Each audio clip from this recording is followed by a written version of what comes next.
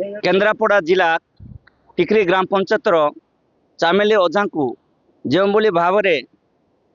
Block रे video और police प्रशासन तांको अमानसिक भाव में दुर्व्यवहार कर जेल पठाई से आम न्याय प्रदान आज आम दाबीपत्र दे आसु कारण तांको एभलिया अमानसिक ये कर पूरा निर्यातना देते से जेड़े बड़ प्रभावशाली व्यक्ति होते विरुद्ध दृढ़ कार्यानुष्ठान ग्रहण करी जेल दंडित करा जाऊ एवं जे भी चाकरी कर बहिष्कार करा जाऊ जदि न बहिष्कार करा जाए ताले आगामी दिन में आम कंधमाल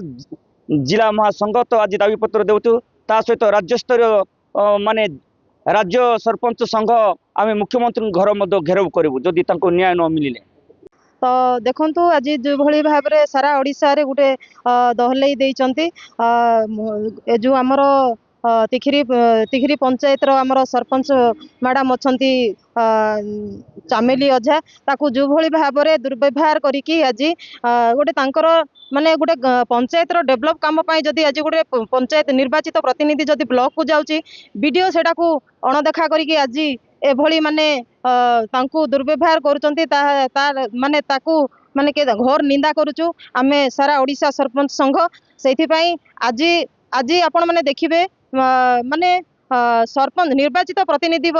जदि ये सुरक्षा नहांती ताले साधारण लोक कौन सुरक्षा हेबे। तो आगामी दिन में आम एभलिया घटना केबे भी देखि नथिलु एटा प्रथम घटना जो भली भाव में तांको वीडियो करी निर्यातना दे एटा प्राय सब ब्लॉक रे मध्य आज भी एभलिया होउची आउ किछि माने आगामी दिन भी किछि सरपंच भी आउ माने खुलासा करबा को जाउचंती आउ ए जो बीजेपी नेता मानकर जो भलिया गुंडागिरी करी आज माने प्रतिनिधि बाला मान को जो भली भाव में माने निंदा करुचंती एटा गोटे बहुत दुखद घटना जे भी एठी दोषी अछंती से मानकु आपनकर आईआईसी हो कि वीडियो होंतु जे भी पदाधिकारी होंतु से मानकु दृढ़ कार्यानुष्ठान निया जाऊ नहले हमर जो राज्य माने सरपंच महासंघ दृढ़ ता प्रति एक्शन नेबा पई आज जिलापाल जरिया आज आम राज्यपाल को दाबी पत्र प्रदान करिबु।